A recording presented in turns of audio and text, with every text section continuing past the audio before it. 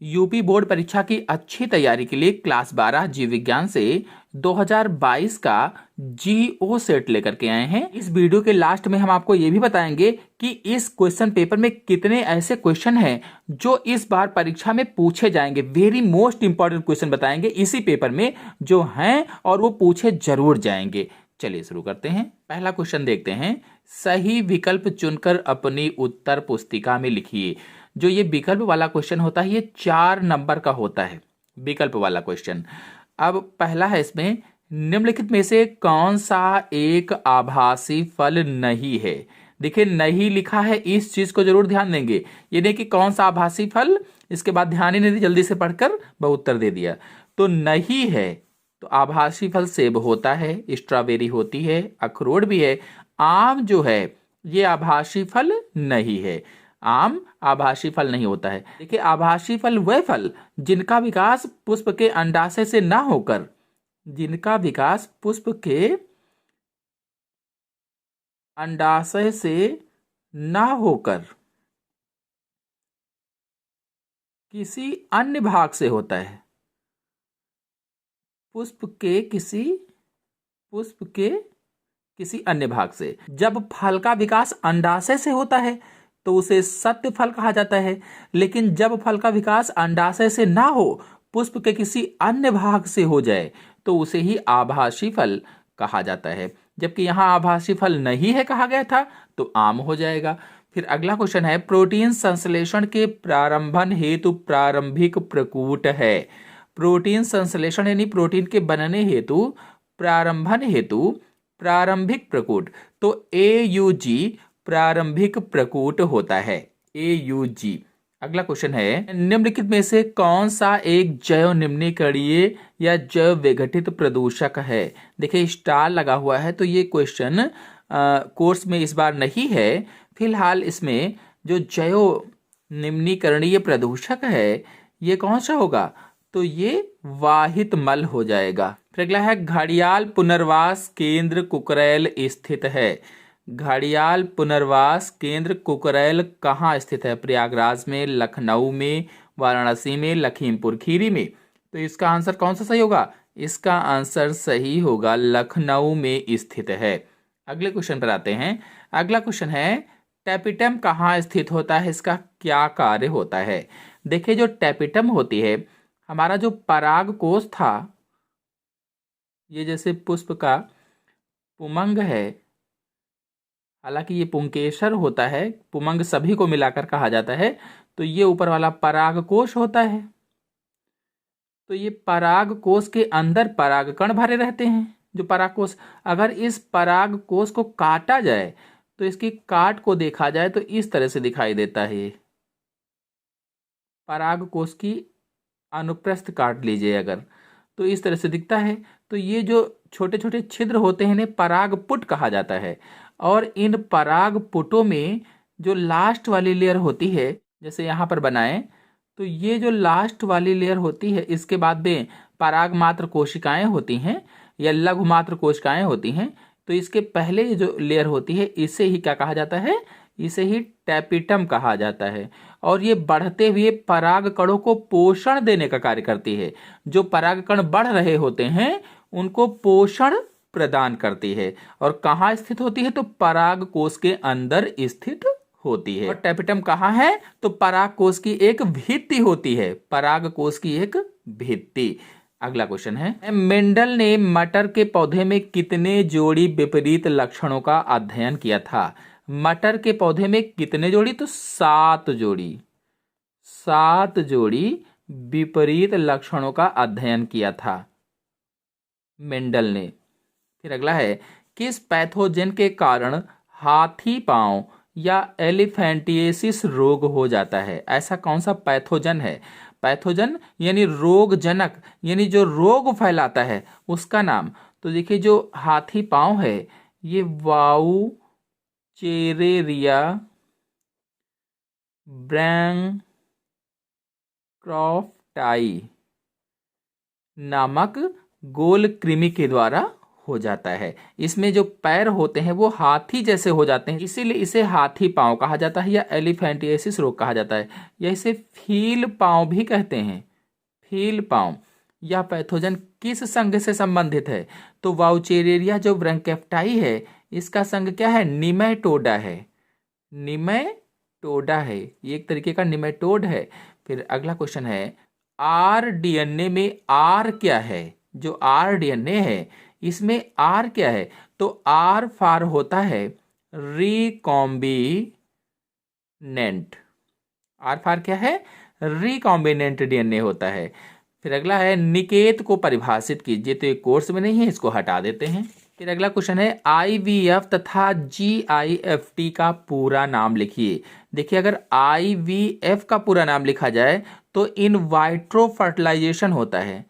इन vitro, FERTILISATION, इन vitro fertilisation.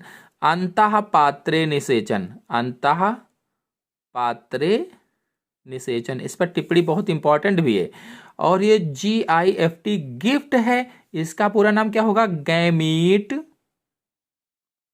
Intra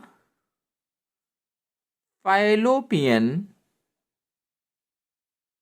transfer. इसका हिंदी क्या होगा? युग्मक अंतः अंडवाहिनी स्थानांतरण। जब पुरुष के शुक्राणुओं को और स्त्री के अंडाणुओं को किसी स्त्री के फैलोपियन ट्यूब में डाल दिया जाता है तो उसे ही गिफ्ट कहा जाता है।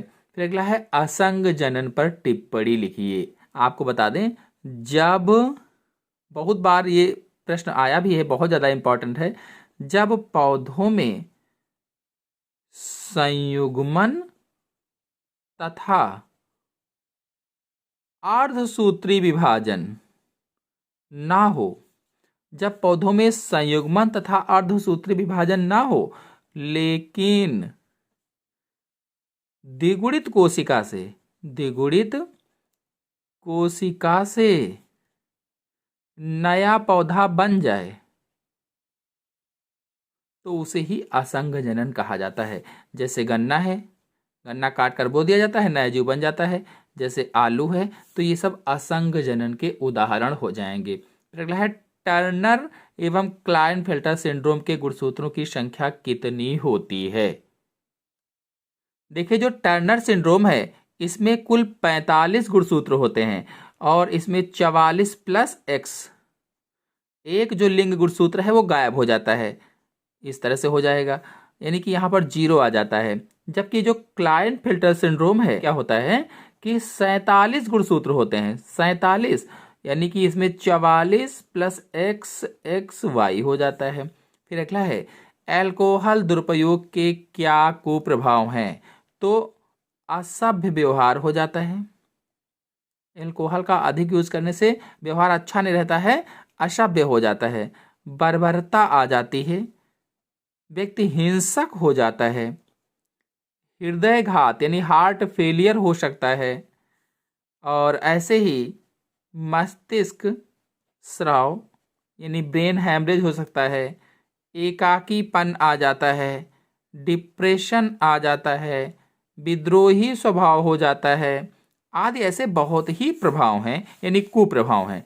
फिर अगला है, जैव विविधता हॉटस्पॉट से क्या आशय है?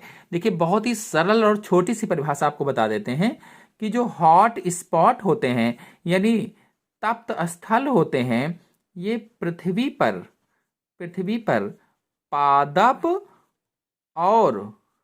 और जंतुओं की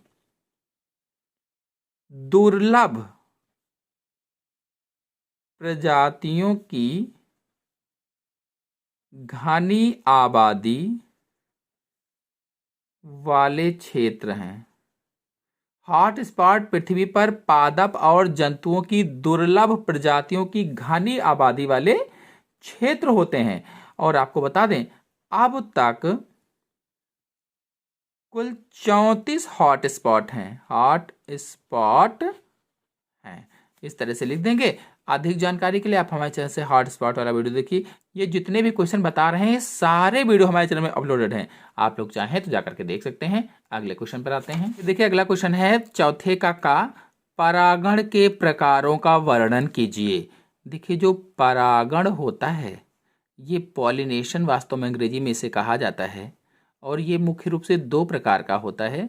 एक तो स्वपरागण और दूसरा परपरागण होता है। स्वपरागण में जब एक पुष्प के, जैसे ये पुष्प लगा हुआ है, तो इस पुष्प के परागकण निकलकर इसी पुष्प के वर्तिका आगे पर आए तो ये स्वपरागण होता है।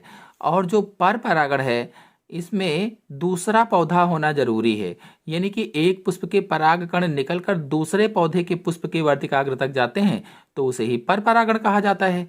अब देखिए ये परपरागण जो है कई प्रकार का होता है, कई प्रकार का, जैसे वायु परागण, वायु के द्वारा होने वाला परागण वायु परागण कहलाता है। जैसे जल परागण, जो जल में होता है उसे जल परागण कहते हैं। ऐसे ही जंतु परागण और फिर कृत्रिम परागण, कृत्रिम परागण होता है। अब देखिए जो जंतु परागण है इसके भी कई सारे भाग होते हैं। जंतु परागण में जैसे कीटों के द्वारा परागण तो कीट परागण हो जाएगा ये। ऐसे ही कीटों के बाद जतुका परागण हो जाएगा, या चमगादड़ परागण, चमगादड़ परागण है, चींटी परागण है, और भी बहुत सारे प्रकार हैं। तो ये फुल वीडियो हमारे चैनल में अपलोडेड है, आप लोग जाइए और देखिए, अच्छी तरह से समझ में आ जाएगा। फिर अगला है प्लेसेंटा पर एक संक्षिप्त टिप्पणी लिखिए। देखिए चित्र से आपको इसको समझा देते हैं। जैसे ये माता का गर्भाशय हम जल्दी से बना देते हैं, छोटा सा यहाँ पर ये अंडाशय हो जाएंगे दोनों इस तरह से। अब देखिए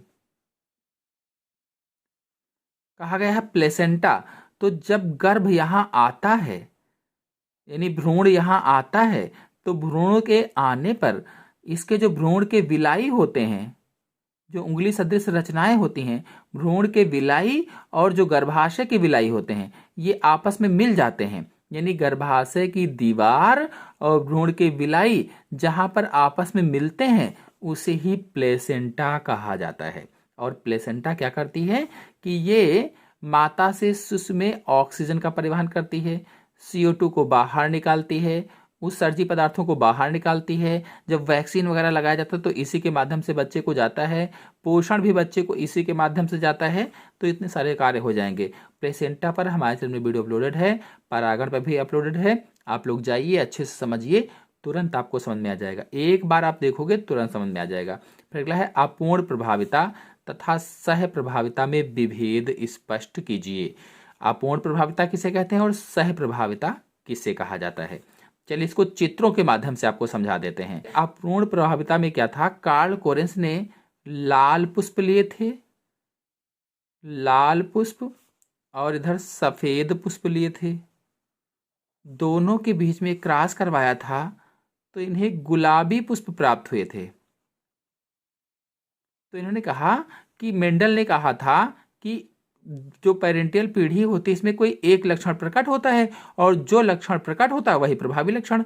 लेकिन यहाँ पर पेरेंटियल पीढ़ी से ना तो ये लक्षण प्रकट हुआ, ना तो ये प्रकट हुआ, ना तो लाल वाला यहाँ प्रकट हुआ, ना तो सफेद वाला, बल्कि यहाँ पर गुलाबी प्रकट हुआ। इसलिए ये अपूर्ण प्रभाविता हो गई, प्रभाविता नहीं हुई। और फिर आगे भी इन्होंने क्रॉस करवाया और क्रॉस करवाने पर इन्हें लाल, गुलाबी और सफेद पुष्पों का अनुपात 1:2:1 के अनुपात में प्राप्त होता है। और जो सह प्रभाविता है इसको भी यहीं पर समझा देते हैं। देखिए सह प्रभाविता में लाल सांड था और इधर सफेद गाय थी, लाल सांड था उधर सफेद गाय थी। दोनों के बीच में जब क्रॉस कराया गया तो क्रॉस कराने पर जो यहाँ पर मवेशी आया, जो यहाँ पर इनकी संतान आई, मवेशी संतान जो यहाँ आई, उसके बाल कैसे थे, बीच बीच में लाल थे, बीच बीच में सफेद थे, यानी कि चितकबरी संतान पैदा हुई।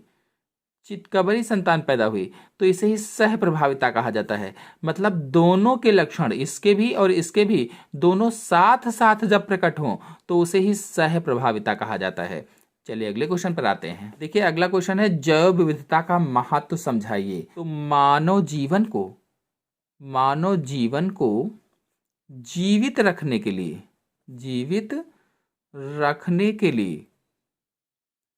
जैव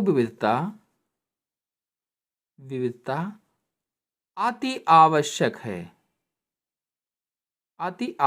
है।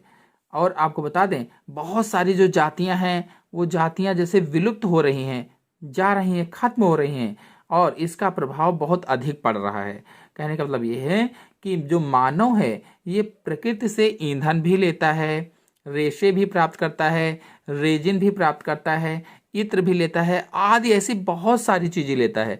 और जब जैव विविधता खत्म हो जाएगी, बहुत सारी ऐसी चीज़ें खत्म हो जाएंगी तो क्या होगा कि मानव पर भी इसका प्रभाव पड़ेगा। तो बता दें कि लगभग 25,000 पादप जातियां ऐसी हैं जिनसे विश्व में दवाई बनाई जाती है, औषधियां बनाई जाती हैं।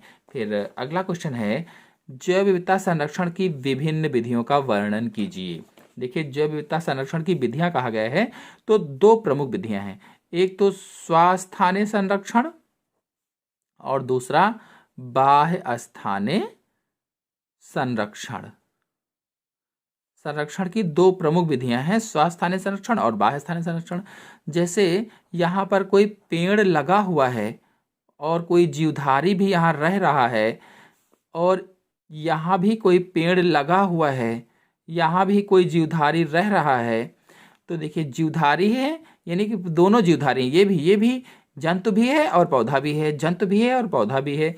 तो अब स्वास्थानीय संरक्षण क्या होता है कि जब किसी जीव को वो जहाँ पर रह रहा है उसके प्राकृतिक आवास में ही संरक्षण दिया जाए, प्राकृतिक आवास में ही जब संरक्षण दिया जाता है तो उसे ही स्वास्थानीय संरक्षण कहा जाता है। ये यहीं पर हैं और यहीं पर इनको संरक्षण प्रदान किया जाए तो ये स्वास्थानीय संरक्षण होता है। जबकि बाह्य स्थानीय संरक्षण में क्या होता है कि जैसे ये जीव है तो इसको उठाकर कहीं अलग ले जाया गया तो यहाँ इसको संरक्षित किया जाए, पौधा है तो इसको यहाँ ले जाया गया और यहाँ इसको संरक्षण दिया गया, तो ये बाह्य स्थानीय संरक्षण कहलाता है।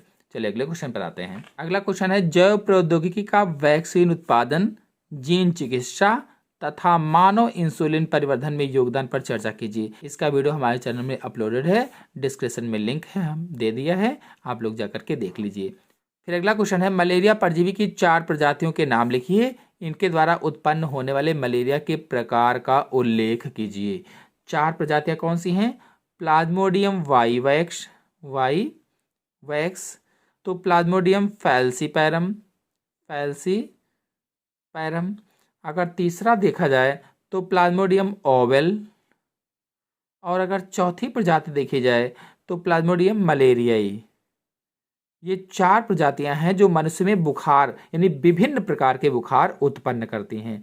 और अगर प्लाज्मोडियम वाइवैक्स को देखा जाए, कहा गया है कि 4 प्रजातियों के नाम लिखिए और इनके द्वारा उत्पन्न होने वाले मलेरिया के प्रकार। तो देखिए प्लाज्मोडियम वाइवैक्स से ये जो बैंग टर्टन है, ये बुखार उत्पन्न हो जाता है, मलेरिया का प्रकार होता है, बैंग टर्टन मलेरिया प्रकार का होता है। और जो प्लाज्मोडियम फैल्सीपेरम है ये मेलिनेंट टर्टन प्रकार का होता है। और जो प्लाज्मोडियम ओवेल है ये माइल्ड स्टोन होता है, और जो प्लाज्मोडियम मलेरियाई है ये क्वार्टन होता है। तो इस तरह से हो जाएगा। फिर अगले क्वेश्चन पर आते हैं। मनुष्य में एबीओ रुधिर वर्ग की वंशागति का वर्णन कीजिए। एबीओ रुधिर वर्ग, तो ये हमारे चैनल में फुल वीडियो अपलोडेड है और बहुत ही आसान भाषा में मैंने समझाया है। एबीओ रुधिर वर्ग, और एबी रुधिर वर्ग पिता का है, माता का ओ है, तो बच्चे का क्या होगा, ये सब समझाया है। आप लोग जाकर के देखिए, तुरंत समझ में आ जाएगा। फिर अगला है निम्न पर टिप्पणी लिखिए। भ्रूण कोश, देखिए जो भ्रूण कोश है इस तरह से होता है। यहाँ पर प्रतिमुख कोशिकाएं, यहाँ पर द्विगुणित केंद्रक, सहायक कोशिकाएं और अंड कोशिका। तो ये पूरा का है भ्रूण कोश होता है। इसी के अंदर निषेचन होता है और फिर से फल और बीज का निर्माण होता है। फिर अगला है विपुंसन। विपुंसन क्या है?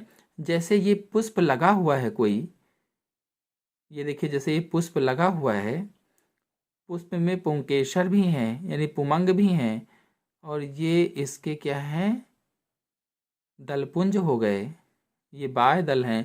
तो विपुंसन क्या है कि जब पुष्प पके ना, मेच्योर ना हो, अनमेच्योर हो, यानी कि पुष्प के परिपक्व होने के पहले ही इसके जो पुंकेसर हैं या पुमंग हैं, इनको कैंची की सहायता से कट कर दिया जाए, तो इसे ही विपुंसन कहा जाता है। यानी पुष्प के जो नर जनन अंग हैं उनको हटा देना, कैंची से काट देना ही विपुंसन कहलाता है। अगले क्वेश्चन पर आते हैं। देखिए अगला क्वेश्चन है, मानव में भ्रूणी परिवर्धन से क्या अभिप्राय है। देखिए जैसे यहाँ पर हम स्त्री का गर्भाशय बना लें,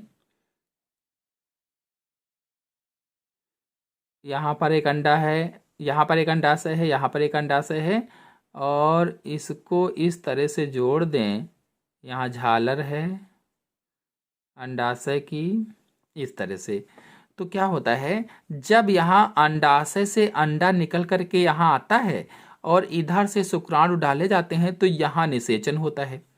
जैसे ही फैलोपियन ट्यूब में निषेचन हुआ तो निषेचन के बाद जाइगोट बनता है। जाइगोट के बाद में इसमें विदलन शुरू होता है। विदलन में क्या होता है कि कोशिकाएं विभाजित होती हैं, विदलन में कोशिकाएं विभाजित होती हैं, फिर इधर मोरुला स्टेज आती है, और फिर इधर मोरुला के बाद ब्लास्टुला आती है, और फिर यहाँ आकर के ये धंस जाता है गर्भाशय में, और जब गर्भाशय में धंस जाता है तो 9 माह के बाद संपूर्ण शिशु स्वस्थ रूप में जन्म लेता है। तो यही भ्रूणी परिवर्धन है। मानव में भ्रूणी परिवर्धन का क्या अभिप्राय है, तो भ्रूणी परिवर्धन में भ्रूण का परिवर्धन होता है, जो शिशु होता है भ्रूण से शिशु बनता है धीरे धीरे करके, तो पूरी विकास की प्रक्रिया होती है, एम्ब्रियोनिक डेवलपमेंट होता है। फिर अगला है सिकल सेल एनीमिया पर एक संक्षिप्त टिप्पणी लिखिए। देखिए जो हमारी रक्त वाहिकाएं होती हैं, जैसे मान लीजिए हमारी एक रक्त वाहिका है, ये एक रक्त नलिका है जिसमें रक्त बह रहा, जो हमारे शरीर की नसें होती हैं वो जैसे है ये रक्त बह रहा है, तो रक्त में आरबीसी भी होती हैं, डब्ल्यूबीसी भी होती हैं, और प्लेटलेट्स भी होती हैं। अब जो आरबीसी हैं इसमें हीमोग्लोबिन पाया जाता है, और हीमोग्लोबिन क्या करता है कि ऑक्सीजन का परिवहन करता है, एक स्थान से दूसरे स्थान तक ले जाता है ऑक्सीजन को, यह समस्त कोशिकाओं तक पहुंचाता है। अब ये जो ऑक्सीजन है हीमोग्लोबिन ले जा रहा है, तो इसमें होता क्या है सिकल सेल एनीमिया में कि जो हमारी ये लाल रक्त कोशिकाएं होती हैं ये हाशिया जैसी हो जाती हैं, इसीलिए इसे दात्र कोशिका अरक्तता को हाशियाकार एनीमिया रोग भी कहा जाता है। ये हाशियाकार हो जाती हैं, तो जहाँ जहाँ पर मोड़ होते हैं उन मोड़ों पर ये कोशिकाएं फंस जाती हैं, आगे नहीं बढ़ पाती हैं, और जब आगे नहीं बढ़ पाती हैं तो चूंकि यही कोशिकाएं ऑक्सीजन ले जा रही थी, इसी में हीमोग्लोबिन पाया जाता है, तो अब ये ऑक्सीजन नहीं ले जा पाएंगी, जिससे हमारे शरीर में ऑक्सीजन की कमी हो जाएगी और व्यक्ति की मृत्यु हो जाएगी। फिर अगला है बायोगैस के उत्पादन में सूक्ष्म जीवों की भूमिका बताइए। देखिए जो बायोगैस का उत्पादन है इसमें सूक्ष्म जीव क्या करते हैं, जीवाणु क्या करते हैं, तो सूक्ष्म जीवों की क्रिया से, सूक्ष्म जीवों की क्रिया से CO2 यानी कार्बन डाइऑक्साइड व H2 यानी हाइड्रोजन के साथ साथ मीथेन भी बड़ी मात्रा में उत्पन्न होती है, बड़ी मात्रा में उत्पन्न होती है। तो इसके साथ मीथेन भी, यानी कार्बन डाइऑक्साइड तो निकलती है, हाइड्रोजन तो निकलती है, इसके साथ ही मीथेन भी बड़ी मात्रा में निकलती है, ये इनकी भूमिका होती है। फिर अगला है मनुष्य में मादा जनन तंत्र का वर्णन कीजिए। मादा जनन तंत्र का वर्णन, तो देखिए मादा जनन तंत्र मैंने बनाया भी था, बना करके और पूरा वर्णन कर देना है कि ये अंडाशय है, स्त्री में 2 अंडाशय होते हैं, और अंडाशय से स्त्री जनन हार्मोन एस्ट्रोजन और प्रोजेस्टेरॉन स्रावित होते हैं, और जो गौड़ लैंगिक लक्षण में के विकास में और सहायक जनन ग्रंथियों के विकास में सहायक होते हैं। और इसके बाद फिर फैलोपियन नलिका के बारे में बताएंगे कि स्त्री में 2 फैलोपियन नलिकाएं भी होती हैं, एक जोड़ी होती हैं, और इसी फैलोपियन नलिका में जो होता है कि निषेचन भी होता है, और धीरे धीरे करके निषेचन के बाद विदलन होता है, मोरुला और ब्लास्टुला स्टेज आकर के गर्भाशय में स्थापित होता है।